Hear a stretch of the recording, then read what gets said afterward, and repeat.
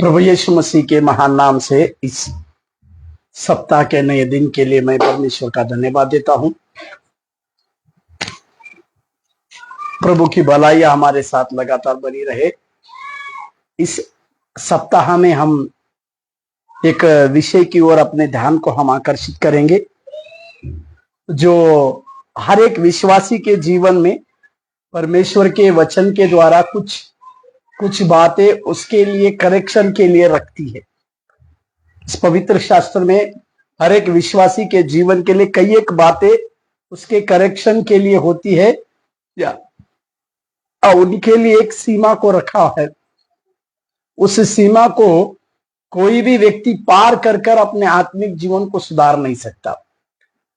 फिर पवित्र शास्त्र में दाऊद के विषय में वो मेरा मन लायक है, इस प्रकार से अगर लिखा हुआ है तो इस प्रकार से भी लिखा हुआ है कि जब दाऊद ने पाप किया तो परमेश्वर की आत्मा उसके अंदर से चली गई। इसी के लिए दाऊद अपने पश्चाताप के उस भजन में इस प्रकार से लिखता है, मुझे नए से तेरी आत्मा को दे। इसी के लिए कुछ जब हम परमेश्वर के ऊपर विश्वास रखते हैं, प्रभु के नाम के ऊपर विश्वास रखकर अपने जीवन को जीते हैं, तो हमारे जीवन में कुछ बातों को परमेश्वर लाता है या कुछ अवरोधों को या फिर कुछ चुनौतियों को, कुछ चेतावनियों को परमेश्वर देता है। इस चेतावनी की बातों को हमें जो है याद करने की आवश्यकता है। उस चेतावनी को हम अपने जीवन में याद रखने की आवश्यकता है। उस चेतावनी को हम अपने जीवन में परमेश्वर की आज्ञा को मानते हुए पालन करने की आवश्यकता है। इसी के लिए आज हर एक विश्वासी के जीवन में, उनके आत्मिक जीवन में परमेश्वर की ओर से क्या क्या अवरोध की बातें हैं, इसके विषय में हम सीखेंगे। पहले एक वचन को पढ़िएगा, यहोशू का पत्री 23वें अध्याय 12वें वचन। यहोशू का पत्री उसके 23 अध्याय के 12वें वचन में एक वहां पर परमेश्वर जो है यहोशू को इसके बारे में कुछ बातों को कहता है। परंतु ये बात ना केवल यहोशू के विषय में है परंतु हम लोगों के विषय में भी ये बात बनती है। इसको हम 23वें अध्याय, यहोशू का पत्री 23वें अध्याय और उसके 12वें वचन को मैं पढ़ रहा हूं, 23-12।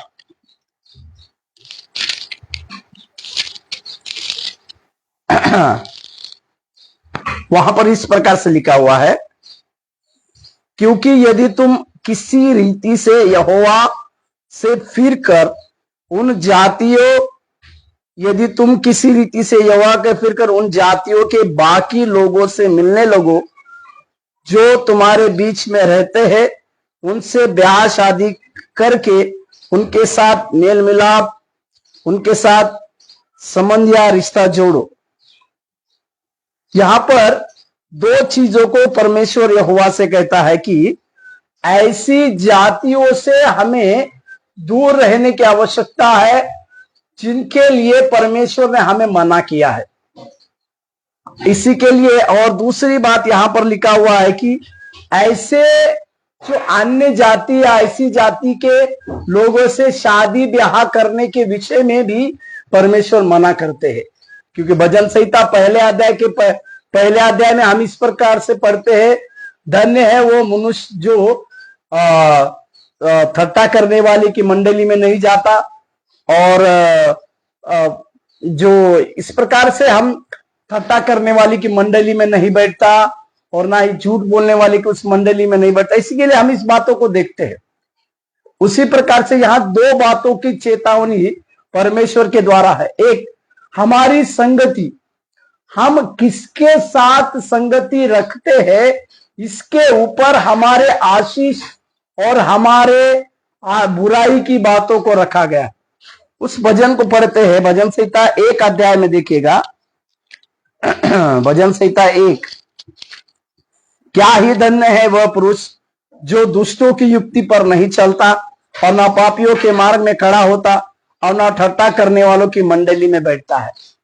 एक विश्वासी होने के बाद प्रभु यीशु मसीह को अपने जीवन का व्यक्तिगत उद्धारकर्ता के रूप में स्वीकार करने के बाद हम किस जाति से अलग रहना है, इसके विषय में यहां पर लिखा हुआ है। जो व्यवस्था विवरण 23 के 12 में जो बातें लिखी है कि ऐसी जाति से हमें दूर रहना है जो जिनके साथ अगर हम रहेंगे तो निश्चय वो हमें परमेश्वर की बातों से या परमेश्वर से हमें दूर करने की ताकत रखते हैं। प्रभु के नाम की महिमा और प्रशंसा होने पाए इसी के लिए। और दूसरी चीज वहां पर लिखे है शादी ब्याह का रिश्ता। ये एक सबसे बड़ी बात है, क्योंकि आप लोगों को पता होना चाहिए कि सबसे ज्यादा डिवोर्स या सबसे ज्यादा जो डिवोर्स की बातें हैं वो मसीह शादी में होता है। क्योंकि हम विश्वासी बनने के बाद हमारा एक विश्वासी के साथ ही शादी करना लगभग तय होता है, परंतु हम इस प्रकार से ऊंची सोच लेते हैं कि एक अन्य जाति के स्त्री को हम ब्याह करेंगे तो उसका उद्धार होगा। परंतु पवित्र शास्त्र इसके बारे में हमें साफ साफ बतलाती है कि अंधकार का ज्योति के साथ क्या संबंध। इसका मतलब हर एक वो व्यक्ति जिसके जीवन में प्रभु यीशु मसीह की ज्योति जब चमकी हुई है तो वो किसी भी प्रकार से अन्य जाति की संगति में अगर चला जाएगा, अन्य जाति की संगति में मतलब अपनी रिश्ते ब्याह की बातों को अपने साथ में रखने की बातों पर, पवित्र शास्त्र में मोवाबी बोल के एक जाति है। इस मोवाबी जाति का पिता यानी इस मोवाबी जाति जो है किसके द्वारा बनी थी, इस बातों को हम जानते हैं। लूत की बेटियों ने उसके दाख मधु पिलाकर उसके साथ शारीरिक संबंध कर जो बच्चे को पैदा किया उसी को मोवाबी जाति कहते। और इस मोवाबी जाति के लिए परमेश्वर की इस प्रकार से बातें लिखी हुई है व्यवस्था विवरण में, वो उनकी कई एक पीढ़ियां जो है उस परमेश्वर के मंदिर में ना आए बोलकर लिखा हुआ है। मेरे प्यारों, इसी के लिए हमारे जीवन में परमेश्वर की उन बातों को हमें समझने की जरूरी है। जैसे मैंने कहा कि हमारी संगति के ऊपर हमें ध्यान देना है। दूसरी, हमारा रिश्ता हम किसके साथ जोड़ते हैं, यानी मैरिज की बातों को हम किसके साथ जोड़ते हैं, इसके विषय में भी हमें लगातार समझने की आवश्यकता है। और उस मोवाबी जाति के उस बातों से जब हम रूत का किताब को पढ़ लेते हैं, रूत के किताब में भी इसके विषय में लिखा हुआ है।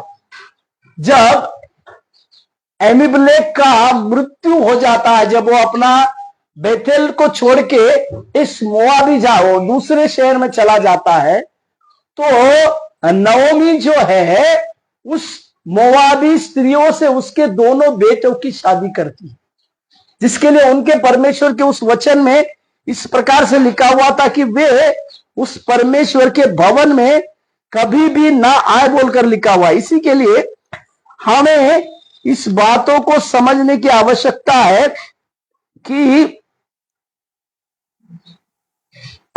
इस वचन को पढ़ेंगे, व्यवस्था विवरण 23 अध्याय और 3 वचन को, व्यवस्था विवरण 23:3।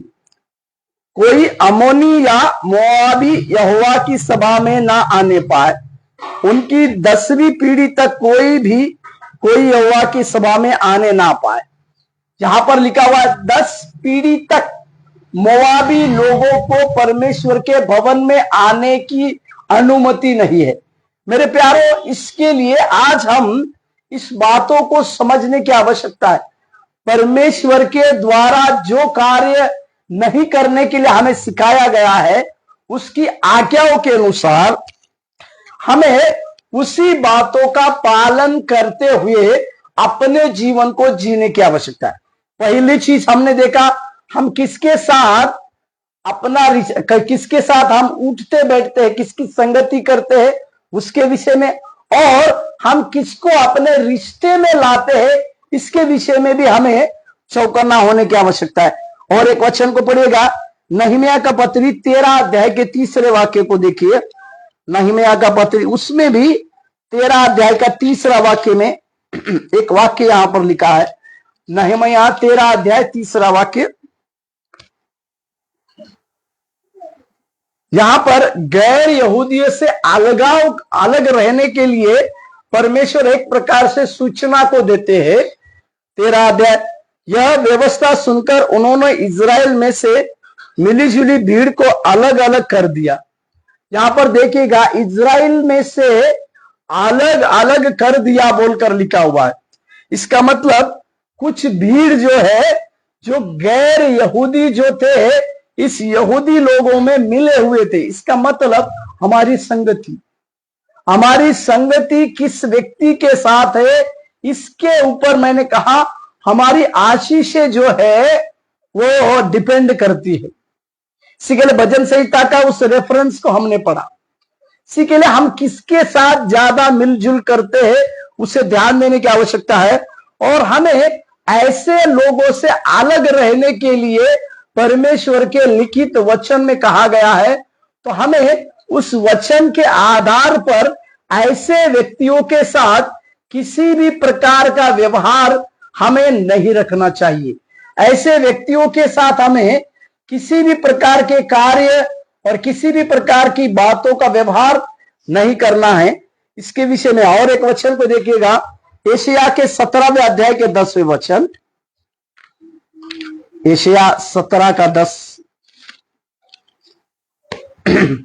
वहां लिखा हुआ है, क्योंकि तो अपने उद्धारकर्ता परमेश्वर को भूल गया और अपनी दृढ़ चट्टान का स्मरण नहीं रखा, इस कारण चाहे तो मन भावने पौधे लगाए और विदेशी कलम जमाए। यहां पर कि हमें परमेश्वर ने जो बातों की चेतावनी दी है, उस चेतावनी भरी बातों को हमें मानना क्यों आवश्यकता है। तो यदि हम उस चेतावनी की बातों को नहीं मानेंगे तो अवश्य यह है कि हम अपने उद्धारकर्ता परमेश्वर को हम भूल जाएंगे।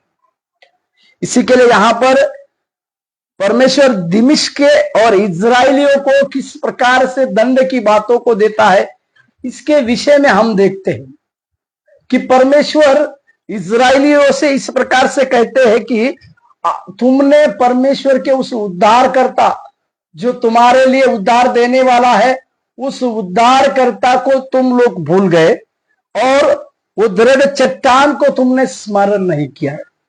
मेरे प्यारो, जब मैंने संगति के विषय में आपसे कहा, तो हमारी संगति अगर उन ठट्टा कर की गलत लोगों से हमारी संगति रहती है, तो वे लोग निश्चित रूप से हमें परमेश्वर के उस उद्धार से दूर करने की ताकत को रखते हैं और हमारे उद्धार की चट्टान को स्मरण ना करने देने के लिए वो पर्याप्त बनते हैं। इसी के लिए हमें और आपको इस बात को अवश्य समझना है कि हम इनसे दूर रहेंगे तो परमेश्वर के द्वारा उस आशीष भरी बातों को हम प्राप्त कर पाएंगे। परमेश्वर के नाम की महिमा और प्रशंसा होने पाए। और एक वचन को देखिएगा, भजन संहिता 66 अध्याय और 5वें वाक्य को देखिए। भजन संहिता 66 और उसका 5। भजन संहिता 66 और उसका 5वां वाक्य। आओ परमेश्वर के कामों को देखो, वह अपने कार्य के कारण मनुष्य को भय योग देख पड़ता है। मतलब माफ कीजिएगा, वो वचन नहीं, यिर्मयाह का पत्री उसके दूसरे अध्याय के 5वां वाक्य। यिर्मयाह नबी उसका दूसरे अध्याय 5वां वाक्य। यिर्मयाह 2 अध्याय और 5वां वाक्य देखिए। यहोवा यो कहता है, तुम्हारे पुरखाओं ने मुझ में कौन सी ऐसी कुटिलता पाई कि मुझसे दूर हट गए और निकम्मी वस्तुओं के पीछे होकर स्वयं निकम्मे हो गए। जहां पर भी परमेश्वर इज़राइल के वो पाप के बारे में लिखता है। लगातार हम जानते हैं इज़राइल के छुड़ाने के लिए या इज़राइल की छुड़ौती के लिए परमेश्वर लगातार संत लोगों को भेजे, राजाओं को भेजे, नबियों को भेजे, न्यायियों को भेजे। इसमें से एक बात अवश्य है कि परमेश्वर इज़राइली लोगों को छुड़ाने की ताकत रखना चाहते, छुड़ाने की एक बड़ी योजना रखती थी। परंतु लगातार लगातार लगातार इज़राइली लोगों ने परमेश्वर के विरुद्ध में पाप किया। और वो किस प्रकार का पाप था, तो इसके विषय में यिर्मयाह को परमेश्वर यहां कहते कि हमारे पुरखाओं ने, मतलब उनके पुरखाओं ने परमेश्वर के अंदर एक कुटिलता की बातों को किया। मतलब परमेश्वर उनका उद्धार नहीं कर सकता है, इसके विषय में उन्होंने समझा। परमेश्वर के ऊपर बलवा करने की बातों को किया। परमेश्वर हमारा उद्धार करता है, इस विषय को वो नहीं समझ पाए। इसी को वो कुटिलता की बातों को कहता है। और वहां पर लिखा हुआ है कि निकम्मी वस्तुएं के पीछे भागे। ये निकम्मी वस्तुएं मतलब इज़राइली लोगों के अंदर उस मूर्ति पूजा के उस पापों को यहां पर लिखाया गया है। और जो मूर्ति पूजा को करते हैं उन्हें इस वचन में निकम्मा कहा गया है। मेरे प्यारों, यहां पर हमें एक समझने की आवश्यकता है कि हमारी संगति के साथ साथ यदि हमारे जीवन में किसी प्रकार की मूर्ति पूजा की बातें अगर चली आती है तो हम परमेश्वर के लिए एक निकम्मे व्यक्ति साबित होते हैं। इसके लिए आज इस बातों को हम समझने पाए। हमारे लिए प्रथम स्थान मूर्ति पूजा मतलब क्या, अगर हम इस बातों को समझे क्या है मूर्ति पूजा, तो मैं इस प्रकार से हमेशा कहता हूं कि परमेश्वर को छोड़ जिस किसी के लिए आप प्रथम स्थान देंगे वो आपकी मूर्ति पूजा है। इसके लिए मूसा को 10 आज्ञा देते समय परमेश्वर ने साफ कहा, तुझे मुझे छोड़ और कोई परमेश्वर ना हो। इसका मतलब कई लोगों के जीवन में परमेश्वर छोड़ पैसा उनका प्रभु बनता है, परिवार उनका प्रभु बनता है, और कई एक ऐसे आराम की चीजें उनका प्रभु बनते हैं। तो ये सब जो है एक मूर्ति पूजा के समान है, जिसे आप और हम समझ नहीं पाए। और आप जानते हैं सबसे घृणा करने वाले पापों में से परमेश्वर मूर्ति पूजा को या अपना दर्जा को दूसरे व्यक्ति को देने के बाद परमेश्वर जो है एक जलस रखने वाला परमेश्वर बनता है। इसी के लिए हमें निकम्मे होने से बचने के लिए भी हम लगातार सावधान रहने की आवश्यकता है। और एक वचन को पढ़ते हैं हम, जिसमें एजिकेल का पत्री उसके 16वें अध्याय और उसके 43वें वचन को देखिए। एजिकेल 16वें अध्याय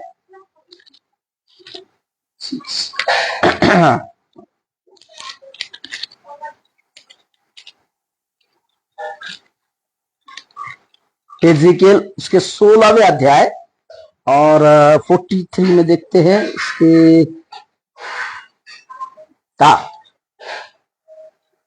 तूने जो अपने बचपन के दिन स्मरण नहीं रखे, वरन इन सब बातों के द्वारा मुझे चिढ़ाया, इस कारण मैं तेरा चाल चलन तेरे सिर पर डालूंगा, और तो अपने सब पिछले घृणित कामों से और अधिक महापाप न करेगी। प्रभु यहोवा की यह वाणी। यहां पर भी परमेश्वर यरूशलेम के लोगों को दंड की बातों को देता है। इसका मतलब और एक चीज हमें आत्मिक जीवन में अवरोध करने की आवश्यकता है, वो चीज है बचपन की बातों को स्मरण करना। या मैं इसको इस प्रकार से कहूं, पहला सा प्रेम जो है, जब हम परमेश्वर के ऊपर पहला सा प्रेम छोड़ देते हैं तो परमेश्वर को हमारे ऊपर परमेश्वर क्या करता, और पहला सा प्रेम और हमारे चाल चलन को परमेश्वर देखता है। हम किस प्रकार से हमारे आत्मिक जीवन में चाल चलन करते हैं। यदि हम आत्मिक जीवन में आगे बढ़ रहे हैं तो अवश्य है कि हम किस प्रकार से चाल चलना है। लिखा हुआ है, ना तो तू दाहिने मुड़ना ना तो तू बाएं, परंतु परमेश्वर की जो व्यवस्था है उसी में से चलना। राजा सुलेमान कहते हैं कि राजा सुलेमान को उसने अपने पिताजी से, राजा दाऊद से जो बातों को सीखा उसी में से वो कहते हैं कि व्यवस्था की ये पुस्तिका तेरे चित्त में निरंतर हृदय की पट्टी पर बना रखे। इसका मतलब यहां पर इस वचन के अनुसार हम उस पुराने बचपन के उस प्रेम से दूर हो जाते। यानी प्रकाशित वाक्य में भी एक कलीसिया के विषय में प्रभु का उनसे इस प्रकार से इस कलीसिया के विषय में, जो इफिसुस की कलीसिया थी, उस कलीसिया के विषय में परमेश्वर का उन्हें एक दोष है, जो प्रकाशित वाक्य 2:4 में लिखा हुआ है। वहां पर मुझे तेरे विरुद्ध में यह कहना है कि तू अपना पहला सा प्रेम छोड़ दिया है। पहला सा प्रेम छोड़ देना, ये हम लोगों की, हम पहला सा प्रेम परमेश्वर के ऊपर का कब छोड़ देते हैं? जब हम गलत चाल चलन में चले जाते हैं, गलत लोगों की संगति में चले आते हैं, तब हम परमेश्वर की उस भलाई को भूल जाते हैं, परमेश्वर के उस महान प्रेम को भूल जाते हैं। इसी के लिए यहां पर यिर्मयाह के लिए परमेश्वर कहता है कि बचपन के दिनों को स्मरण कर। मतलब उस बचपन से परमेश्वर ने जो प्रेम किया, जब हमने परमेश्वर को ग्रहण किया, तब से जो प्रेम प्रभु ने हमारे मन में डाला, उस परमेश्वर को आपको और मुझको स्मरण करने की आवश्यकता है। इसके लिए गीत में भी लिखा हुआ है कि तूने पहला सा प्रेम तूने छोड़ दिया और यीशु से नाता तूने तोड़ दिया, बोलकर एक गीतकार इसी गीत के बारे में भी इस प्रकार से कहता है। मेरे प्यारो, इसी के लिए पहला सा प्रेम आत्मिक जीवन में बढ़ते समय हमें हर दिन जांचने की आवश्यकता है कि हमारा पहला प्रेम परमेश्वर के पास है क्या। उड़ाऊ पुत्र के विषय में कई एक सिद्धांत हम देखते हैं। उड़ाऊ पुत्र अपना सारी संपत्ति को खो गया, सारी संपत्ति उसने व्यभिचार में उड़ा दी। उसके पास खाने के लिए भी कुछ नहीं था, परंतु उसके पास एक बात अवश्य थी। लूका रचित सुसमाचार में 15वें अध्याय के 16वें वाक्य में जरूर उसमें लिखा हुआ है, जब वो अपने आपे में आया। मेरे प्यारो, जब हम अपने आपे में आते हैं तो सबसे पहले हमारे बाप के प्रेम को स्मरण करने की आवश्यकता है। यानी उस पाप की बातों से जब हम आजाद होते हैं तो सबसे पहले हमें अपने स्वर्गीय बाप के प्रेम की आवश्यकता है, उस प्रेम को समझने की आवश्यकता है। और उसी बाप के घर को जाने के लिए भी, उसी बाप के घर को जाना हमारे लिए अनिवार्य। वही काम उड़ाऊ पुत्र ने किया।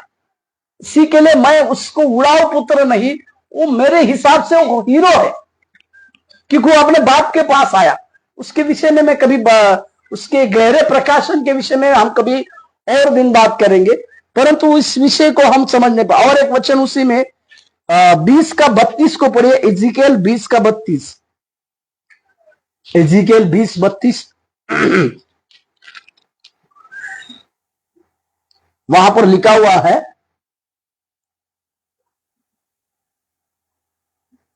एजिकेल 20 अध्याय के 32वें वाक्य।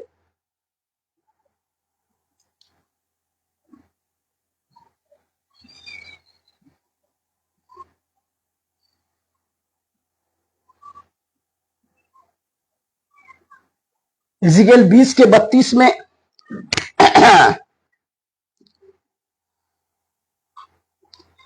जो बातें तुम्हारे मन में आती है, हम काट और पत्थर के उपासक होकर जाति जाति और देश देश के कुलों के समान हो जाएंगे, यह किसी भांति पूरी नहीं होने वाली। यहां पर भी परमेश्वर हमारे मनुष्य के मन के विचारों की बातों को प्रकट करता है कि कई एक प्रकार की बातें हमारे मन में आ जाती है। यदि पौलुस को इसी के विषय में कहेंगे, 2 कुरिन्थियों 10वें अध्याय में 5-6 वचन में इस प्रकार से पौलुस कहते हैं, यद्यपि हम शरीर में चलते फिरते हैं तो भी शरीर के अनुसार नहीं लड़ते, क्योंकि हमारे लड़ाई के हथियार शारीरिक नहीं परंतु गढ़ों को ढा देने के लिए परमेश्वर के द्वारा सामर्थ्य। इसीलिए हम भावनाओं का, कल्पनाओं का और जो बातें परमेश्वर के विरुद्ध में उठती है उसका खंडन करते। यहां पर पौलुस 3 बातों का खंडन करता है। पहली भावना, और दूसरा कल्पना, और कई एक चीजें जो परमेश्वर के पहचान के विरुद्ध में उठती। इसी को यहां पर मन की तुलना में कहा गया। और इज़िकेल इर्मिया ने इस प्रकार से लिखा हुआ है, मन तो सबसे अधिक धोखा देने वाली चीज है। इसी के लिए अपने मन की रक्षा और रखवाली भी हमें परमेश्वर के, जब हम प्रभु के लिए आत्मिक जीवन को जीते हैं तो उस आत्मिक जीवन को जीने समय मन की रखवाली करना भी अवश्य है। इसी के लिए नीति वचन में सुलेमान राजा इस प्रकार से कहते हैं कि मनुष्य के मन में बहुत सारी कल्पनाएं तो आती है परंतु उत्तर देना परमेश्वर के पास है। और एक वचन को हम पढ़ते लूका रचित सुसमाचार 8:14 में देखिए, लूका 8:14, मन की रक्षा भी हमारे लिए बड़ी बड़ी बात है और उसको समझना भी हमारे लिए बड़ी बात है। लूका 8 और 14वें वचन में देखिए, यहां पर जब हम लूका का 8वें अध्याय के 14वें वचन को देखते हैं तो उस झाड़ियों में गिरे हुए उस बीज को दिखाता है। जो झाड़ियों में गिरा वो यह है जो वचन सुनते हैं पर आगे चलकर चिंता, धन और जीवन के सुखविलास में फंस जाते हैं और उनका फल नहीं पता। ये झाड़ियों में गिरा हुआ फल जो है वो फल क्यों नहीं लाया, वो बीज क्यों फल नहीं लाया, उसका सबसे बड़ा 3 कारण यहां पर लूका लिखते हैं। क्योंकि झाड़ियों में गिरने के बाद ये ना बढ़ने का कारण धन, जीवन के सुखविलास, चिंता, धन और जीवन की सुखविलास, इस 3 चीजों के कारण ये जरूर झाड़ियों में गिरा परंतु बढ़ नहीं पाया। सबसे और एक बात को मैं यहां पर कहना, जो झाड़ियों में गिरा था उसके बगल, उसके में कई एक बड़े बड़े पेड़ों को उसके सम्मुख में बढ़ा दिया गया, जिसके चलते इस बीज को परमेश्वर की ओर सूरज की किरणों की बातें नहीं मिली, इसी के लिए वो नहीं बढ़ पाया। परंतु यहां लूका के अनुसार एक विश्वासी के आत्मिक जीवन में उसे चिंता की बातों से बचने की आवश्यकता है, धन के लोभ से बचने की आवश्यकता है और जीवन के सुख विलास की बातों को बचने की आवश्यकता है। इन 3 चीजें जो है हर एक के जीवन में आत्मिक रुकावट बन सकती है। क्योंकि चिंता के विषय में इस प्रकार से लिखा हुआ, पतरस कहते हैं कि अपनी सारी चिंता उस पर डालो क्योंकि उसका तुम्हारा ध्यान है।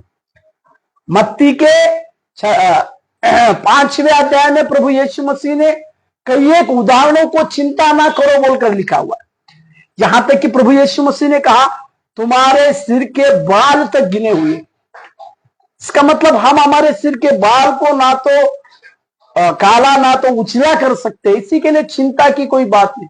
पर आत्मिक जीवन में चिंता जो है हमारे आत्मिक जीवन को रोक का कारण बनती है और इस रोक के चलते हम आत्मिक जीवन में आगे नहीं बढ़ पाएंगे, इसको समझना। दूसरी चीज वहां पर लिखी हुई है धन।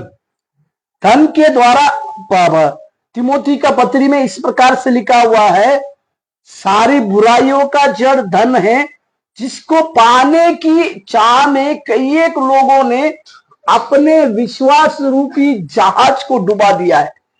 इसका मतलब आपको और हमको इस प्रकार से समझना है, धन की अभिलाषा ही हमें हमारे आत्मिक जीवन को पीछे छोड़ने के लिए मजबूर करती है। और तीसरी चीज इसी वचन में लिखा हुआ, जीवन के सुख विलास की बातें। कई प्रकार के जीवन की सुख विलास की बातें हमारे अगल बगल में रखती है। उसी को जीने के लिए जब हम उसी को पाने के लिए हमारा प्रयास को जब हम करते हैं, तो उस प्रयास को करते समय हमारे जीवन में हम इन चीजों से बच के रहने की आवश्यकता है। इसी के लिए एक विश्वासी जो आत्मिक जीवन को आगे बढ़ना चाहता है, उसके लिए कुछ चीजों से उसे रोकना है। कौन कौन सी चीजों से उसे रोकना है, इसके विषय में हम देखते।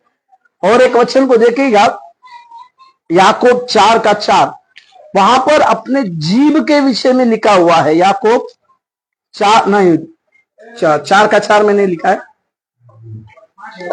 हे व्यभिचारियों, क्या तुम नहीं जानते कि संसार से मित्रता करनी परमेश्वर से बैर करना है? अतः जो कोई संसार का मित्र होना चाहता है, वो अपने आप को परमेश्वर का बैरी बनाता है। यहां पर संसार की मित्रता करने के विषय में याकूब हमें कुछ सुझाव को देते हैं। याकूब इस प्रकार से कहते हैं कि यदि हम आत्मिक जीवन में आगे बढ़ना चाहते हैं, तो हमें संसार से मित्रता छोड़ देनी चाहिए। और जो व्यक्ति संसार से मित्रता करता है, पहला यूहन्ना का पत्री 2:15-16 वचन के अनुसार, संसार में पाई जाने वाली चीजें क्या है? आंखों की अभिलाषा है, शरीर की अभिलाषा है और जीविका का घमंड।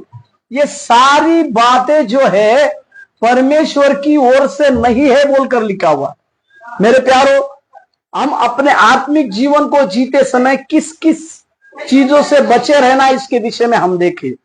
सबसे पहले हमारा चाल चलन और हमारी संगति और हम किसके साथ रिश्ते करते हैं, उसके लिए। दूसरा, और जिससे अलग होना है, उन चीजों से हमें अलग होने के लिए परमेश्वर ने कहा उससे अलग होने की आवश्यकता है। और फिर परमेश्वर के ऊपर का वो पहला प्रेम को फिर से हमें पाने की आवश्यकता है। परमेश्वर के उस बचपन के उस प्रेम को फिर से हमें समझने की आवश्यकता है। इसके विषय में भी हमने देखा। फिर परमेश्वर हमारे मनों के बारे में जांचने वाला परमेश्वर, हमारे मनों की रक्षा रखवाली करने के विषय में हमने देखा। और साथ ही आखिरी में हमने देखा, संसार से मित्रता करना मतलब परमेश्वर से बैर करने की आवश्यकता है। यदि हम संसार में रहते हैं और परमेश्वर को प्राप्त करना चाहते हैं, तो वो कभी भी सफल नहीं होंगे। उस झाड़ियों में गिरे हुए उस दृष्टांत के अनुसार चिंता, धन और जीवन के सुख विलास से हम दूर चले जाते हैं। आज के दिन में हम इस बातों को समझ नहीं पाए कि हमारी संगति किसके ऊपर है, हम किसके साथ रिश्ते नाते में चले आते हैं, इसको भी समझने की आवश्यकता है। किसके साथ हमारे रिश्तों की बातें होती है, उसे भी हमें देखने की आवश्यकता है। हमारे मनों को भी हम देखने की आवश्यकता है। परमेश्वर के उस पहले प्रेम को भी हमें पकड़ के रखने की आवश्यकता है। धन की चिंता, कल की चिंता, जीवन के सुख विलास की बातें, इसको भी हमें त्याग कर परमेश्वर के ऊपर लगातार मन रखने की आवश्यकता है। इस बातों को हम हमारे आत्मिक जीवन से जोड़ेंगे तो परमेश्वर की उस कई एक बातों को हम प्राप्त करेंगे। इसी के लिए मैंने शुरुआत में आपसे कहा, जब हम एक विश्वासी बन जाते हैं, हर एक विश्वासी को परमेश्वर का चेला बनने की आवश्यकता है। इसी के लिए जब हम चेला बनकर परमेश्वर की बातों को आगे करना चाहते हैं, तो इन सारी बातों को हमें समझदारी के साथ, सावधानी के साथ अपने जीवन में बर्ताव करने की जरूरत है। इसी से हम आगे बढ़ के परमेश्वर के कार्य करने के लिए जाए। आइए अपना आंखों बंद करें। प्रभु जी, हम धन्यवाद देते हैं, जिन चेतावनियों को हमने सीखा प्रभु, उस पर अमल करते हुए प्रभु आगे की ओर बढ़ने के लिए आप हमें सहायता और मदद कीजिए करके प्रार्थना करें। आपकी बड़ी दया हमारे साथ होने पाए, आपके बड़े अनुग्रह की बातें हमारे साथ होने पाए, आपके बड़े कार्य की बातें हमारे साथ होने पाए। परमेश्वर धन्यवाद देते प्रभु जी, धन्यवाद देते प्रभु जी।